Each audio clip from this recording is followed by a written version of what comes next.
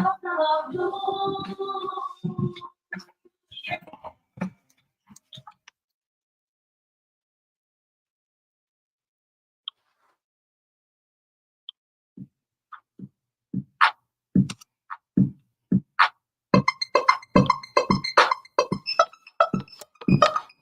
could accept the fact that the city is headed for a disaster of biblical proportion. Biblical plays is Old Testament, real wrath of God type stuff. Rivers and seas, boiling the theocratic, human sacrifice, dogs and cats living together. That's hysteria. No, listen, I know it has been a week. You know, when they sat there and they told me, they said, "Hey, Sam, well, you know, hey, it's Saturday and you have to do your show." And it's like, well, how much do we, what can we not talk about? Because there has been so much that has happened over the last week or so that it has been quite incredible, quite incredible. And one of the things, of course, that we found out last week prior to the show even starting is that we've been banned on Instagram. Number one is that we're banned on Instagram. Now, I did make an Instagram post. I can still post my reels every single day at Sam Newsman on Instagram, but we've been banned. We cannot actually go live. We cannot join lives. They've not given us a reason why. It is not a technical issue. Well, we don't know, Sam. We don't know. We don't know what's going on with your account. I'm going to tell you what exactly is going on with my account. When you jump the shark, they shut you down. I'm going to repeat myself one more time. When you jump the shark, they shut you down.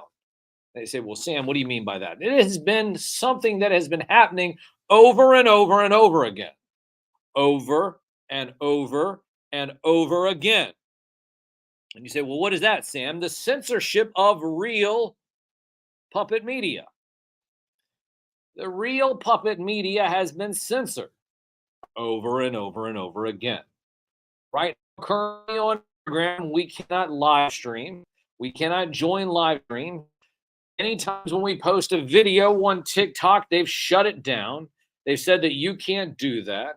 Skydra Walker, of course, is first here in the chat, where you can save 15% when you use the code SKYDRO, that's SKYDRO at extremesets.com. And yes, of course, Mary Murr is always the very first person who is texting us about 15, 20 minutes before we even start the show. Yeah, but she's a producer. Does she? Well, yeah, of course she counts. But it's like, but she's part of the show. She's part of the faculty over here.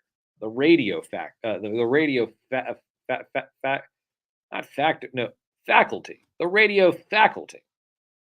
Faculty? Fecalty. Fecalty is what happened out of Biden's mouth over on Thursday night. But he was very mad. I mean, you probably saw that. He was very upset, screaming like an old man, "Hey, you damn kids, get off my lawn!" Talking about the Republicans. They probably deserved it too. They probably have deserved it. A blue wave coming in November. A blue wave coming in November again. But everybody sits there and wants you to know, and they want you to think that it's going to be a red wave. So, listen, I don't want to get too political right out of the gate, but really this kind of goes back to everything. 10/18, shout out to Germ, here on the 9th day of March in the year 2023, broadcasting live from the soaking wet campus of the University of Richmond. You're listening to 90.1 FM from the most trusted puppet and media. Reporting since Roswell, I'm Sam Newsman, and this is Saturday morning. Once again now, of course, we are live streaming on Facebook, YouTube, and X. Facebook, YouTube, and X. Skydra is the first one there, down there in the chat. Mary Murr is always the first one because, well, hey, she's a part of the crew. But yes, both speeches were a train wreck. There was all kinds of speeches. I believe that Senator Katie Britt gave the rebuttal. Now she's been here on local radio. I think my producer, you worked with Katie Britt, worked with her.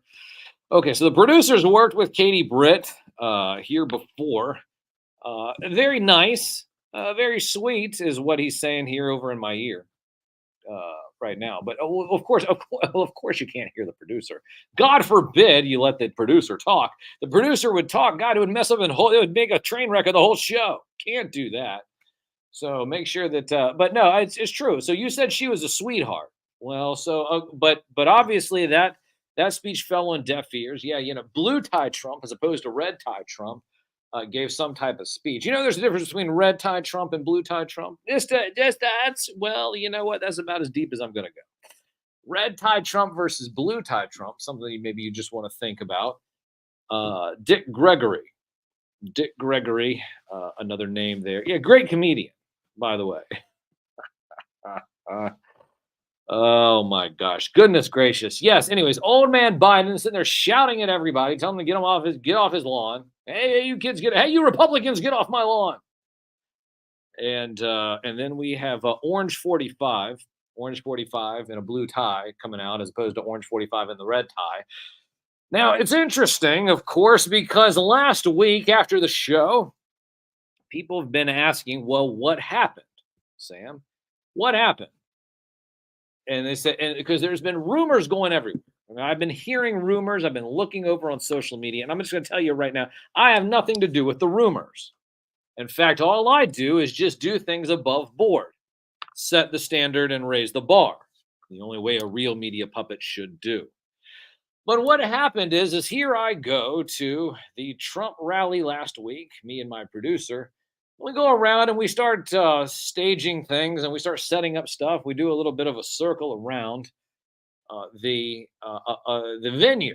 Of course, we're inside because we're media, licensed professional media. Well, of course, I'm licensed professional media. Why would I not be there? I am the real media in all of this. Of course, the most trusted puppet in media, reporting since Roswell. Damn right, it should have been a pay-per-view event, Skydro. It should have, yeah.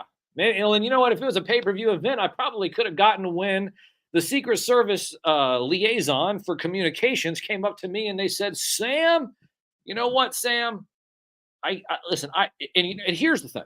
Can I just say something? There's all these rumors that's been going around talking about the goose-stepping SS, throwing me out and being banned. Which you know what? That is a good headline. So we might run with that in some kind of way, just for the so how it lands, so it sounds better. Yeah, banned and kicked out by the SS, because we don't really want to talk about what really happened. Because what really happened is that the communication liaison for the Secret Service and the Trump campaign here in Richmond, Virginia, comes up to me and says, Sam, we have a little bit of a problem. And I said, well, what is that? And he said, Sam, we can't have you filming. And I said, well, what do you mean? Why can't you have me filming? Now, remind you again, this is a Secret Service communication liaison. Now, here I am, the most trusted puppet in media, reporting since Roswell. And the Secret Service communication liaison comes up to me and says, Sam, listen, we can't have you interview people and film. I said, well, hold on. Well, what's the problem? What's the problem? Now, granted, did I tell you that he was like 9 feet tall? And he was 9 feet tall, and his shoulders were about as wide as a linebacker. Now, it was. Well, far be it from me that I'm going to sit there and say, hey, well, you know what? I'm not going to sit there and listen to you, Jack. Oh, my gosh. He could probably squished me with his pinky. But here it is. So the communication liaison of the Secret Service comes up and says, Sam. And I could tell. I've never seen somebody who was 9 feet tall trembling. Not out of fear, but just because I feel like that he knew how silly it was and how crazy it was. He said, Sam, we're not going to be able to have you interview people during the event. I said, why? What's the problem? And I said, well, and he said, I don't want to speak for anybody. Well, no, you just go ahead and say it. I said, go ahead and say it. This doesn't make any sense. Here I am, an award-winning media puppet, a real media puppet, wanting to interview people at the Trump rally. I said, well, what's the problem? What's going on? And he said, "Well, Sam, my superiors." And I said, "Whoa, so the other goose stepper?" No, I didn't say that. No, no, no. I said, "So who? What is it? Your superiors?" No, no, no. He said, "Well, people have complained." And I said, "Well, what do you mean?" And so we need to have intel on this. And I said, "I know you can't get too deep into this because, well, Secret Service, the earpiece and everything." I said, "Well, so what's the deal? Can you just give me the 411?" Now he's sitting there, he's trembling. And he's trembling because he's laughing because of how ridiculous this sounds. And then he tells me probably the best line that I could ever hear in my life. You know how when you have an underhanded pitch given to you and they give you the underhanded pitch, and then you're like, did he just give me an underhanded pitch? Well, he gave me an underhanded pitch, and I decided to take it and swing at it. And of course, not only did I hit a home run, but I hit a grand slam. And you might be saying, "Well, Sam, what did he say to you?" He said, "Sam, here's now. I don't want to speak for everybody, but if I had to put myself in their shoes, which is what all I ever ask, put myself in. This is what he said." Now, remember, the communication liaison for the Secret Service or red tie wearing President Donald Trump. He said, "Sam, the media is upset and they think that you delegitimize what they do." I said, "Wait, hold on. Can you say that one more time?" Now, remember, not 9 foot tall linebacker, 9 foot tall linebacker, his shoulders were as wide as like two or three doorways. And he's shaking because he says he's smirking and he's laughing. And he's sitting there saying, "Sam, listen, I can't sit there and stress this more enough. But the media thinks that you are delegitimizing them. There's national press here and they think that you're delegitimizing." Well, I'm just here to say I think that they delegitimize themselves. In fact, I looked at him and I said, "Are you serious?" I said, "Are you serious? Is that really what we're going with?" I feel like that they delegitimize themselves. Of course, once again, he starts laughing hysterically. And I said, "Well, what's the problem?" I said, "Who's your superior? Who do I talk to?" And he said, "Sam, listen, I'm the guy. I am the guy. If it goes up any higher than me, they're gonna kick you out." Like, kick me out. I said, "Well, hold on, wait a minute. Can I go get my camera?" And it's like, "No, no, you don't want to do that. I want you to stick around, Sam. I want you to kind of watch things happen." This is what the Secret Service liaison said. Now, of course, once again, I wasn't going to sit there and fuss at him. I mean, once again, Secret Service. But if I would have pushed back and said, "Well, I still want to interview people," people want to have the real media puppet interview them. But you know what? What happened is that the fake media, the fake news media, the humans pretending to be media who are just media puppets, the one that everybody says, "Oh, you're a media puppet," they got butthurt. They got butthurt. They complained to the Secret Service and they said, "Listen, that puppet is delegitimizing us." Well, here's what the Secret Service is saying to me. The Secret Service says, "Sam, you're absolutely right. They've already have delegitimized themselves. Sam, we want you to keep doing what you're doing. But you can't film here because they're butthurt." The media was butthurt. It was. Did I ever tell you about like what needs to happen if you feel butthurt? What you need to do is you need to go to Google. No, I wasn't going to say this to the media I probably should have said this to the media when I was there. What happens is that when you are butthurt, I want you to go to Google, type in the word butthurt report. There's a little form. Type on images. There's a little form there. I want you to fill that butthurt report out. Send it on over to us at Sam Newsman all over social media. And you might just be fortunate for me to use that butthurt report as toilet paper. What a bunch of garbage. Shout out to the Secret Service. Golly, I tell you what, there were earpieces all over the place. Well, I'm used to them myself, being that I've signed a lot of these NDAs, going back since Roswell. No, so I understand these guys. No, so they're really great. But the whole time they're laughing. They're like, Sam, the media is butthurt. The media is butthurt, and they want you to be like so. But does it sound better? Does it sound better though when I say the Secret Service banned me from interviewing? Because then it sounds so much more interesting, right? So I just want to know. It sounds so much more interesting if I said, "Well, the Secret Service banned Sam from filming the Trump rally." Media, but at least I'm telling you the story. Because you know what? I'm probably going to just start going with that. That is like, oh, banned by the Secret Service. Banned by the Secret Service from chatting with the people. I mean, it sounds better. It has a better land. Of course, for everything. I was one step closer than ever before, setting the standard, raising the bar. Disingenuous media didn't want the competition. And they like the teenage middle schoolers they are that ratted on you. Yeah, well, I guess they did rat on me. So, but I don't want to sit there and pick on the other media. It sounds better if I said the Secret Service banned me from filming at the Trump rally, because then it's just like, oh my gosh, yeah, well, it was banned. Man, God forbid that I sit there and let them know that me and the communications liaison are sitting there trolling the media together. Listen, I can't give you his name. It's classified. No, but once again, like I said, he was 9 feet tall and he had his shoulder width was about that of 3 linebackers.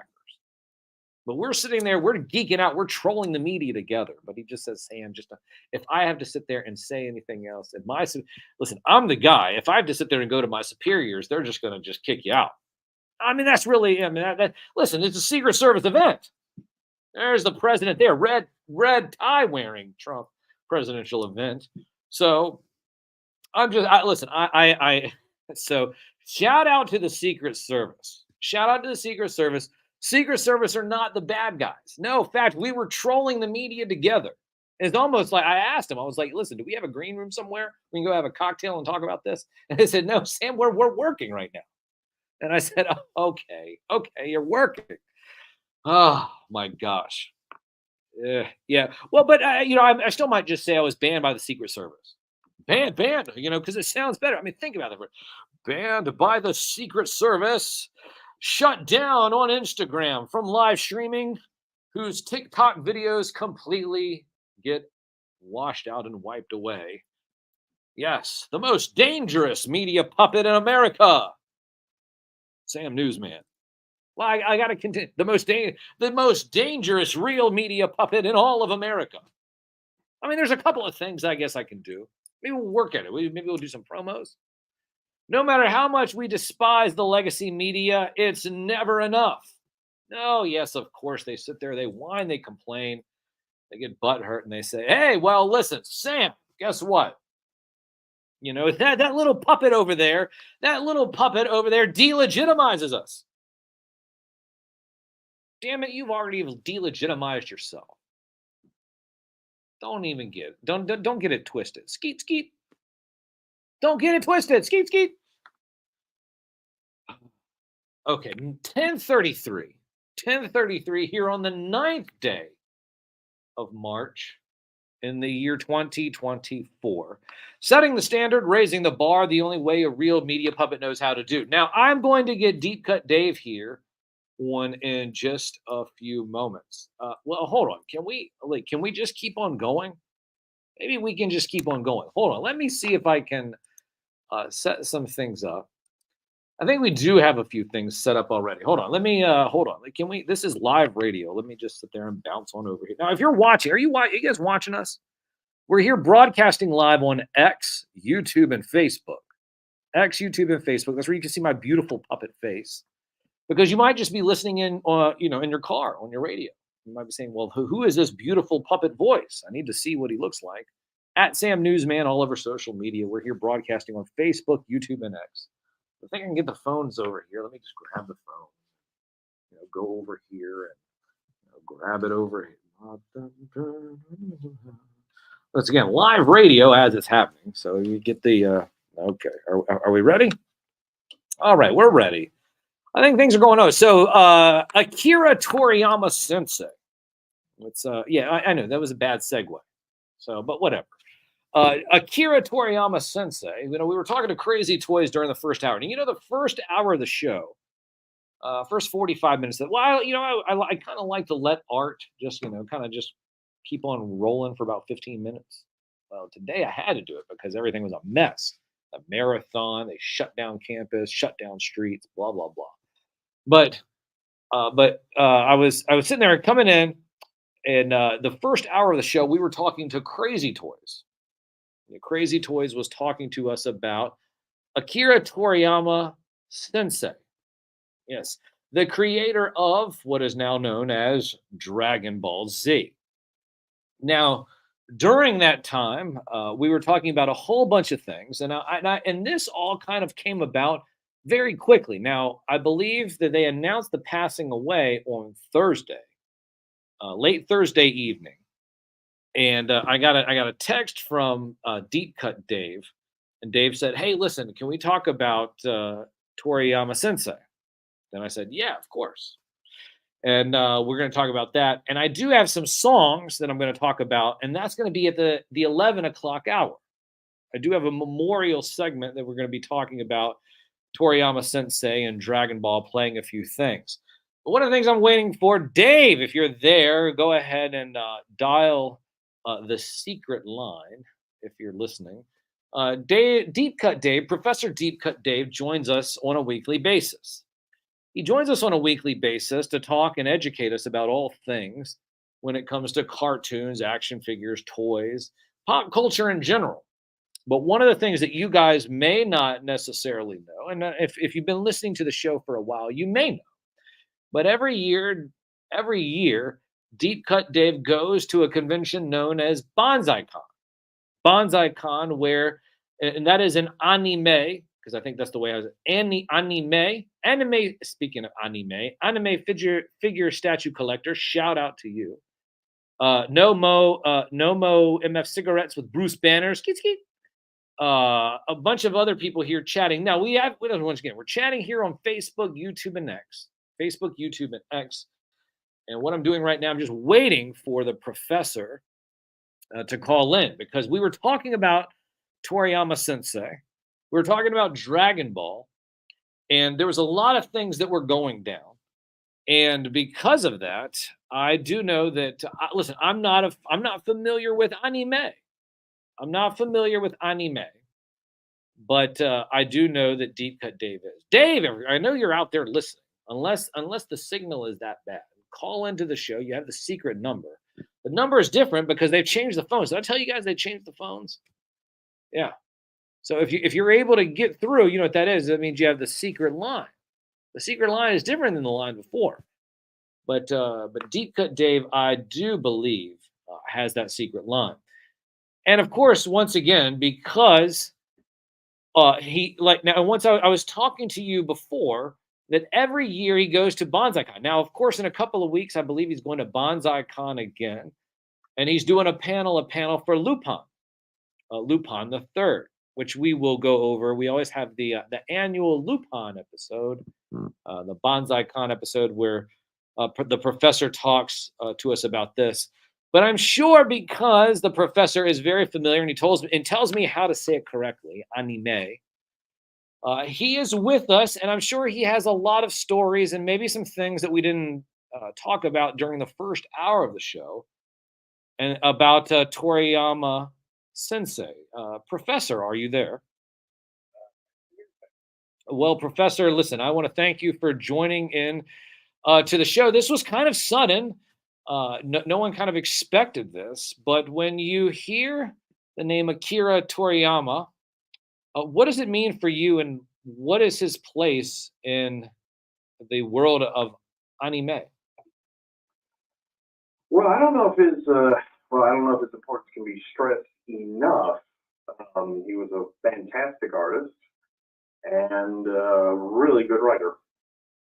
But he did stuff before Dragon Ball. Now, there was a lot of things that he did pretty much established before he even did Dragon Ball. Is that correct? That is correct, yes.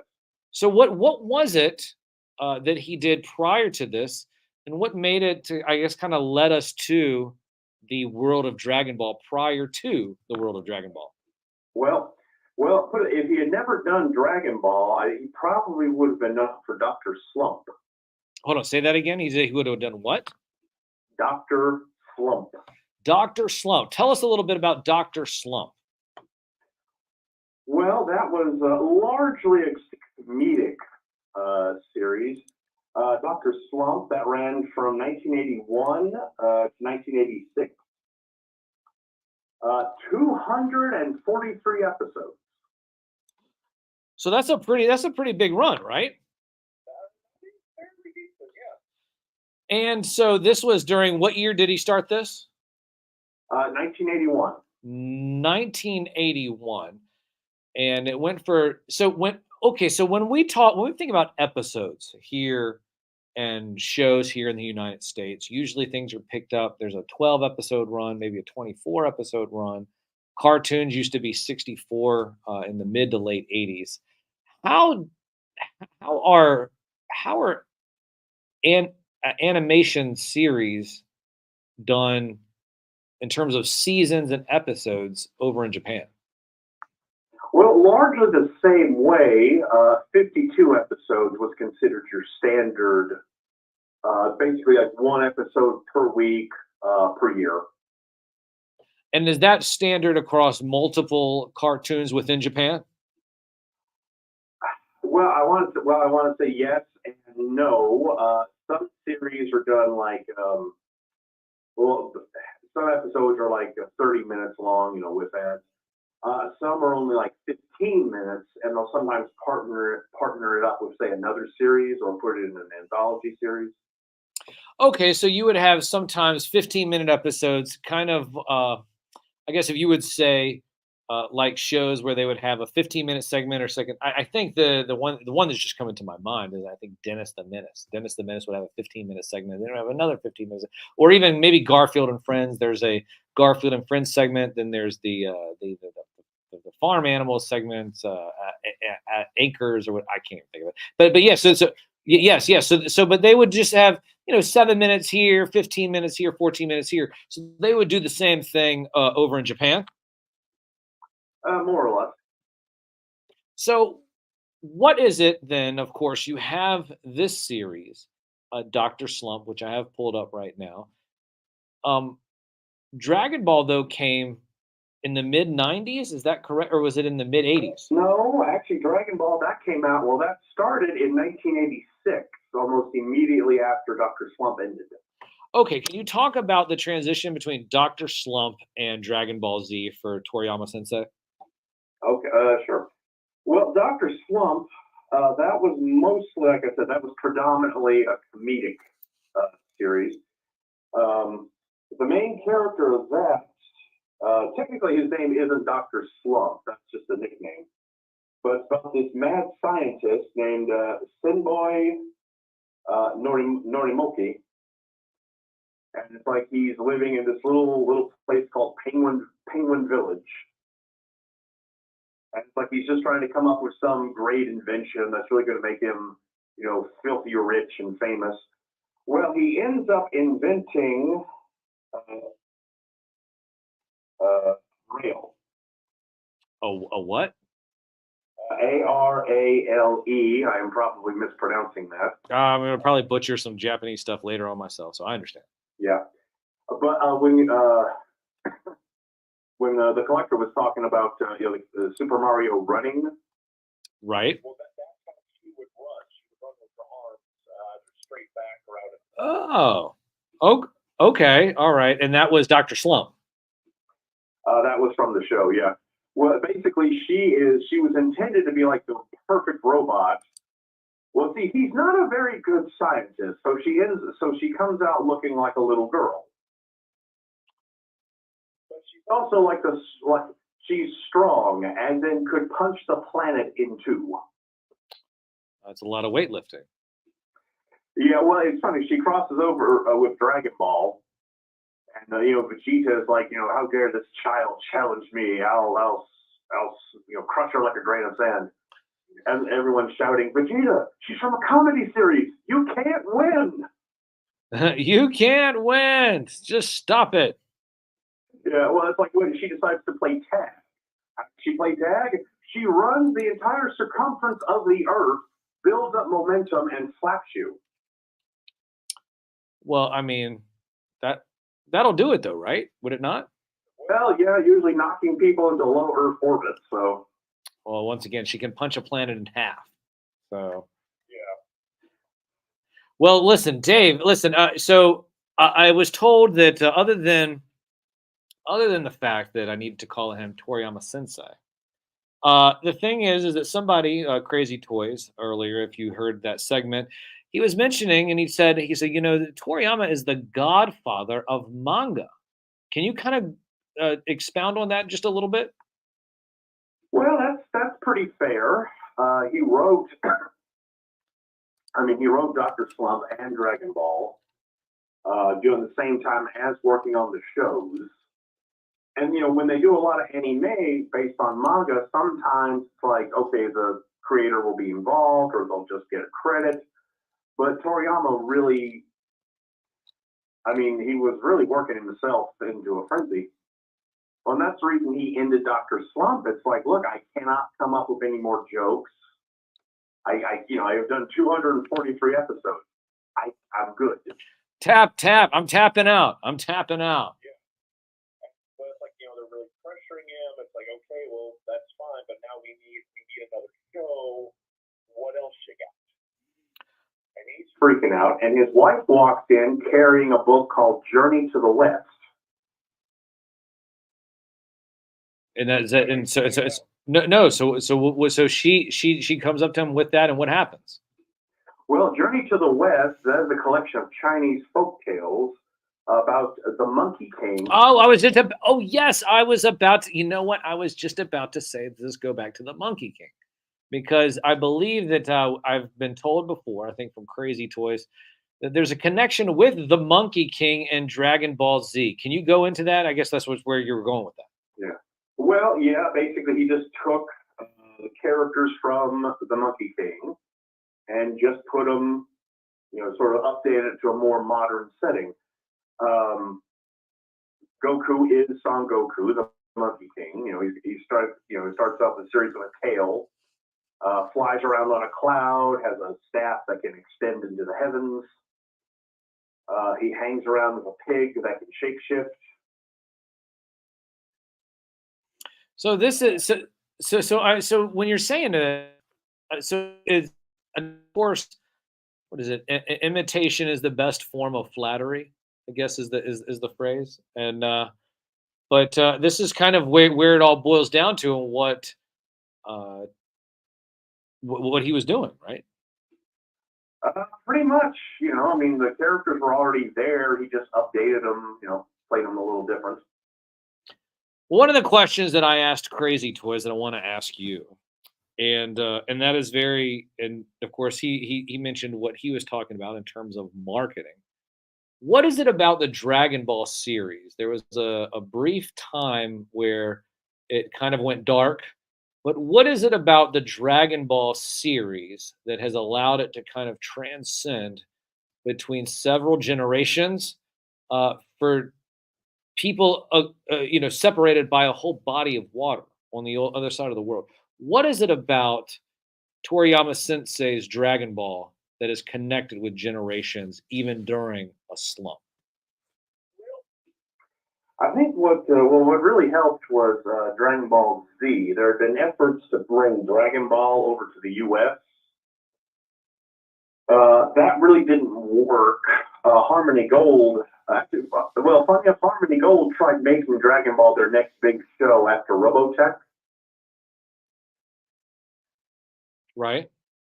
Try, but it's like, there's too much nudity, there's too much toilet humor. This will never work.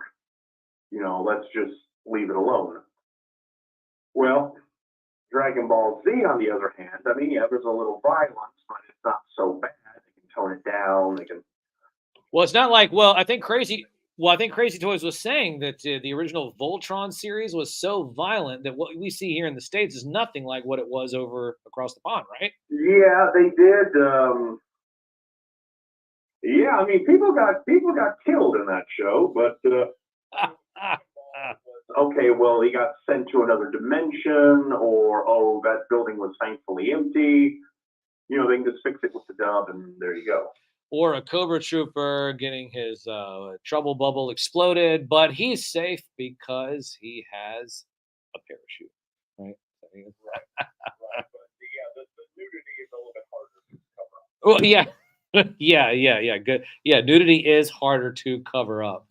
Pun intentional completely. No, that's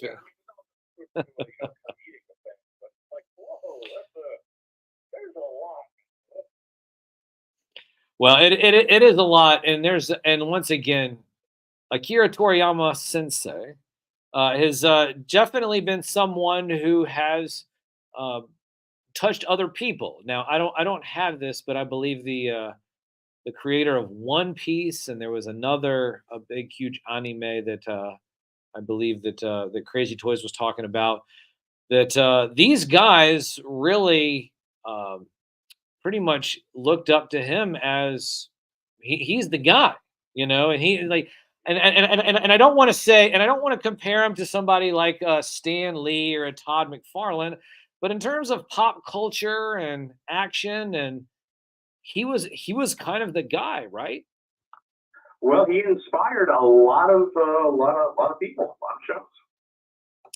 And I'm sure that it's going to be very interesting how things are going to be moving forward.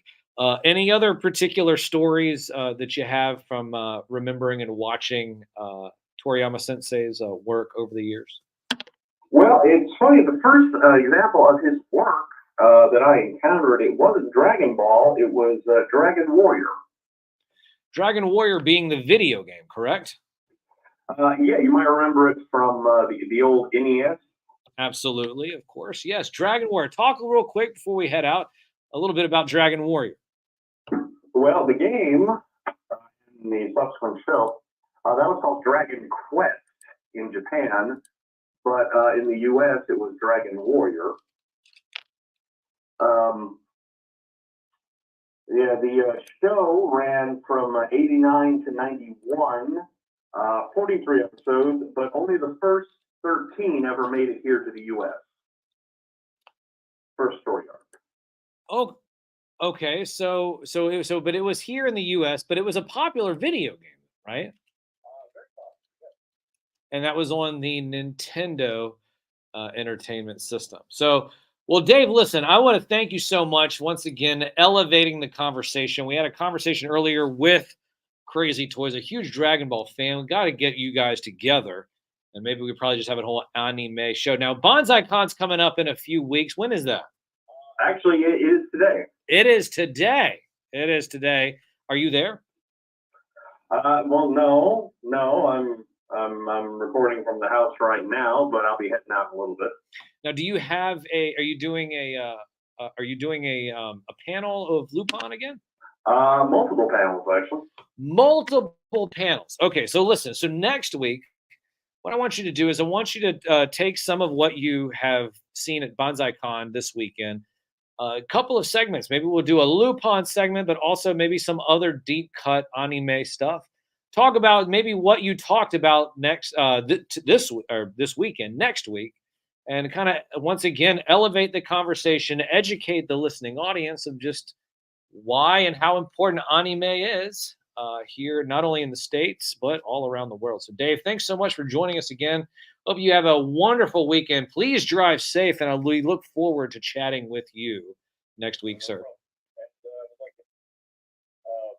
When Toriyama was doing the designs for the Dragon Ball series, they wanted to include slimes as like one of the main villains. What's a slime? Well, it's just like a little ball of ooze, very weak, kind of like a Goomba or a Koopa Trooper. You know, it's like one of the first bad guys you encounter in the game. Right. Well, the programmers gave him some D&D handbooks, like, okay, you know, this is the villain, you know, it's like this big oozy glob, come, you know, just try to do something. So Toriyama just drew this super cute Right. guy, a cheerful little smile, and it's coming to kill you. Well, it's always the cute little things with a nice little smile that is coming to kill you. So, including ones that eat ice cream when they're talking to the press. Hey, listen, Dave, want to thank you again for joining us, and look forward to chatting with you next week, talking about BonsaiCon and all the cool stuff that you're going to report to us next week. Dave, you have a wonderful weekend, sir. And once again, be safe in your travels. All right, that is Deep Cut Dave, ladies and gentlemen. Deep Cut Dave. Setting the standard, raising the bar, the only way a real nostalgia professor knows how to do. A couple of people joined into the chat while we've been here. White Vegeta, that's Dragon Ball related. Lone Dragon, Sir Philosopher, Roundhead K2000, and once again, some other people here. Skydro Walker, Triple D, over in the chat. We're broadcasting live from the glorious, beautiful, wet campus of the University of Richmond. Once again, make sure you are following us at Sam Newsman all over social media. That's where you're going to find me. And we're going to turn the camera off here for a bit. We didn't have that planned, to go that long. It's been 41 minutes here, but we did get Dave in. I want to thank him for being a part of the show. And we'll be back once again here in just a few moments. Follow me at Sam Newsman all over social media. That's where you're going to find me. That's where the Sam Cams are going to be live here in a few moments. But make sure you download the Live 365 app. Search WDCE. You'll be able to listen to the radio jams and the themes that I'm about to play here in a few moments. Got some Dragon Warrior and Dr. Slump, courtesy of course, Professor Deep Cut Dave. Broadcasting live here on the only award-winning radio show dedicated to the magic and nostalgia of Saturday morning, hosted by me, a real media puppet from the most trusted puppet in media, reporting since Roswell. I'm Sam Newsman, and this is Saturday morning.